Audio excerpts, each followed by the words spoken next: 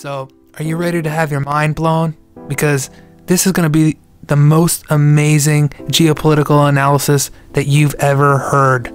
And it's not from me, okay? This was an anonymous leak, and I cannot verify the source personally, but this information and analysis and the predictions stand on their own.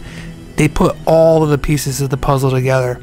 You wonder how the NWO is trying to enact their depopulation plan? You wonder what Bill Gates is doing and why he's spending hundreds of millions of dollars on the Common Core initiative? You wonder how Bill Gates is convincing all the world's billionaires to give up 75% of their money and what it's going to? You wonder what the end game is here? You wonder how World War III is going to start? This is going to explain it all. So sit back and relax. Part 1. The Cold War is back.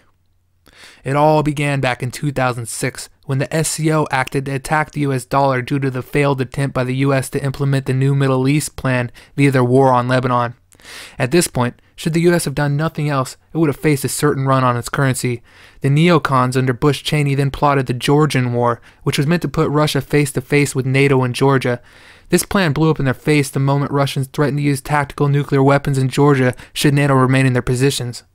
The planners hoped that with Putin in China for the Olympics, Russia would let the Georgian attack on South Ossetia slide. They didn't, and we all know what happened next. But what isn't widely advertised is that NATO effectively struck back, flooding the sea with vessels, essentially cutting off Russia's command port from safe access to the Mediterranean. That's when a certain character who was probably unknown to you at the time stepped in. Bashar Assad opened the Tartus port to the Black Sea Fleet, effectively burning NATO's card as the Russian fleet could safely amass in the Mediterranean Sea. After this series of failures, confidence in U.S. geostrategy collapsed, and with it, confidence in the U.S. dollar/U.S. stock market collapsed as well.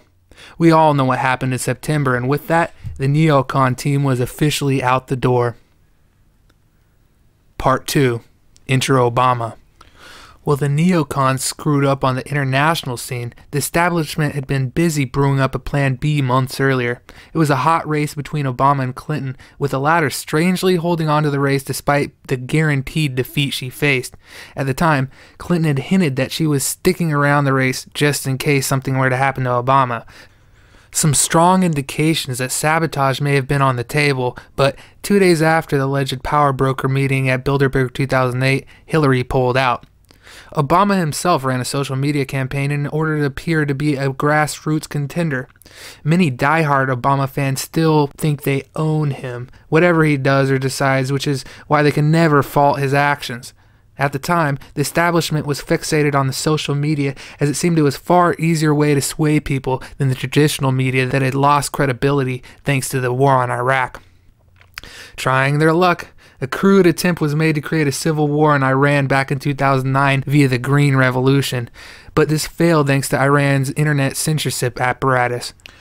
But it was an important event to note and a learning experience. At the time, the Russians were wooed into a cozier relationship with the US with the new face of Obama in power and agreed to a reset in relations. It was important to keep Russia hanging for the next part, knowing that the SCO will continue to undermine the US dollar. During 2009 and 2010, Obama's campaign around the Middle East garnered a lot of support from the radical Muslims. These Muslims were convinced that Obama was some kind of secret Muslim. He isn't, and he gained the U.S. the trust and support of the Muslim Brotherhood. These relations persist until today. This is an important point for the next part. Part 3. Pride comes before the fall. By the end of 2009 and the start of 2010, the SCO was sure of their imminent victory. With gold bug rumors all around the US dollar and the economy rapidly declining, they asked for all kinds of concessions behind closed doors. They pressed the US to give Russia and China more say in the operation of the World Bank, IMF, and the UNSC. This was all while China expanded projects in North Africa and Sudan and Libya. Libya was acting as a donor state to the African countries at the time due to Gaddafi's African Union and later the gold dinar strategy. The US was not budging. Convinced that they had the US in a bind and that the US under Obama could not act in an aggressive way on an international scene, an expanded loose alliance under the name of BRICS met to discuss a gold-backed currency for international settlements.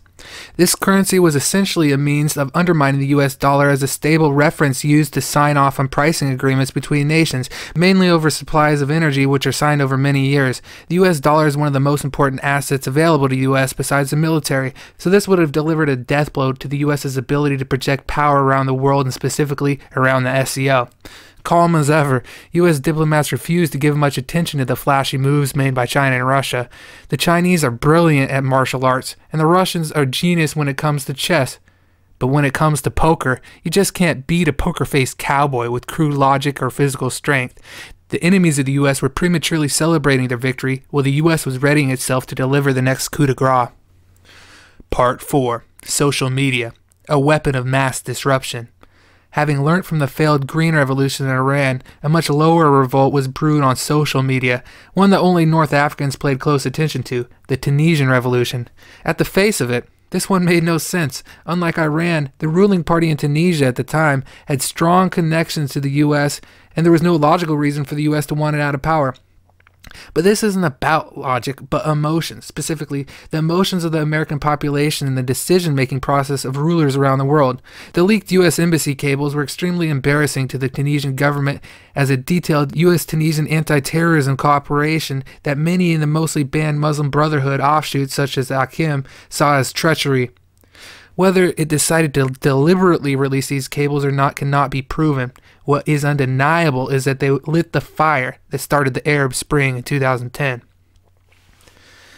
By the middle of January 2011, the ruling party of Tunisia collapsed under waves of mostly Islamist and useful idiots helping them. Days later, longtime U.S. and Israeli-Egyptian ally Mubarak came under a similar but far more coordinated social media attack. Congregating around certain accounts, the Twitter and Facebook spheres were encouraged mass demonstrations in Cairo and other cities. The Egyptian government pulled the plug on the internet, but this backfired thanks to a kind of Streisand effect where the act of mass censorship only made a public revolt worse. The whole world was watching Al Jazeera and similar channels and celebrated when Mubarak stepped down after Obama asked him to. Russia and China did not understand how to read this move. They assumed that the U.S. was attempting to restabilize allied nations. Iran was ecstatic, knowing that the Islamic government will inevitably come to power now that the military-run government had collapsed under the wave of popular revolt. Knowing that Egypt was a long-time U.S. ally, they concluded that the social media attack against the Egyptian government was grassroots-based. This couldn't be further from the truth, and underestimating U.S. planning would cost all these states dearly. The Muslim Brotherhood was now aligned with the U.S. and was simply carrying out the original plans in 2006 that started the coordinated attack against the U.S. dollar. On February 17th, simultaneous days of rage were announced in Syria and Libya. The Syrian Day of Rage fizzled out thanks to then strong security apparatus that monitored the internet and preempted all security breaches. Libya was a different matter. It almost immediately escalated to an armed conflict where the army had split. The U.S. and France brought a, quote, humanitarian proposal to the UNSC to enforce a no-fly zone on Libya that Russia and China de facto accepted. France immediately broke the terms of the resolution to attack the Libyan army on the ground and destroy its infrastructure. Barely sobering up from its celebrations, China left North Africa with its tail between its legs. Its Russian friends let it down by abstaining, not putting any pressure on France. It was in fact Russia's interest to allow China to take the fall here, as it would force it to align more strongly with China. But Russia didn't have long to laugh, as it would meet its fate soon too. Reorganizing the social media campaign and subtly arming the protesters, the civil war in Syria was restarted with a massive social media campaign on March 15th. This delay from February 17th until March 15th gave Syria enough time to study the dynamics of the situation. The government there concluded that censoring the internet would backfire as it did in Libya and Egypt. They concluded the only way to keep things under control was to monitor the internet and use any means to de-anonymize it to work out the ringleaders of the revolt and those who communicate with foreign agents. This is a very important point for what comes next, so keep it in mind. We could go on with the details of the Arab Spring, but let's zoom past that and just come to the conclusion that matters to us today. Well, things look bad in Syria now. No one can deny that the government is still in firm control of the majority of the populated areas, with Islamists holding on to the mostly outlying desert areas and government-aligned forces gradually closing in. The Egyptian military ejected the Muslim Brotherhood out of Egypt using a counter-social media campaign that was extremely successful. Russia immediately moved back in to make up with the Egyptian army, who felt betrayed by the U.S. Though the U.S. was in much better shape than it was in 2006, Russia and China could still recover from the Arab Spring and still take down the U.S. dollar. This was when things started escalating seriously. Part 5. Escalation. By the end of 2012, things were going south for Obama's administration, facing an election and various controversies such as the Benghazi scandal, which was simply Fast and Furious 2, Middle East and North Africa edition. They had to drop Clinton and give her time to lick her political wounds. The Muslim Brotherhood connections were closely exposed by the Republican Party, who indeed had their own connection to terrorist groups in the Middle East. By March 2013, the war in Syria had been turned around and the Muslim Brotherhood was losing badly. To cut a long story short, a chemical weapons attack was faked and the U.S. attempted to enter the war directly in September.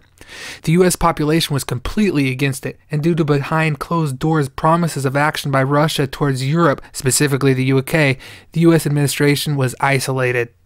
The social media mechanizations that were used to launch the Arab Spring were long discredited in the eyes of those spreading information, and Obama were not able to convince the masses of the narrative. An attempt was made to launch kinetic strikes against Syria, but according to my information, these were apparently shot down by a Russian seaborne missile defense system in a port in Syria. It doesn't matter what actually happened, but in the end, the U.S. had to concede to Russia, who offered a way out of the mess of Obama's creation: cross-concession. The U.S. agrees to stop funding the Muslim Brotherhood in Syria and refrain from threats to the Syrian military, which weakens the readiness against local battles, and Syria hands over its chemical weapons. That was the deal. This was aligned with U.S. regional objectives, so it was an offer Obama could not refuse. Plan C was then set into motion: the Ukraine scenario. Failing to force the Russian Black Sea out of its Tartus port, the plan was set into motion to force it out of the Black Sea itself, rendering it worthless, as Tartus was a small port and wasn't connected directly to the Russian military industry.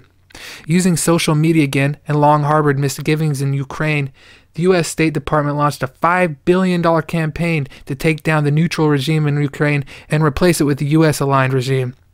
Before this could happen, the Russians leaked out damning phone calls detailing plans in Ukraine. Though the establishment media made a good attempt at suppressing the leak, these made big tractions in social media, and they had no choice but to report on them. The coup was delayed to cope with the narrative fallout, but happened a few days later. Russia overestimated its importance of the narrative, but the U.S. noted how disruptive the leak was to its timetable. The EU and U.S. were euphoric. Without Ukraine, Russia could never be a strong power, according to Brzezinski. Russia was then forced to act in a manner that would destroy its public relations. Russian troops stationed in Crimea, aided by special forces that infiltrated all government sectors with the support of most of the local population, took over Crimea without firing a single bullet. Though not ideal, this was just the incident needed by the U.S. to turn around the good faith among the people Russia had been brewing on the internet for years. So, I hate to do this to you, everybody, but I got a strike against my YouTube channel right now, so I can only have 15-minute videos. So, you're going to have to check out part 2 if you want to see how this all ties together and where this is going. Thanks.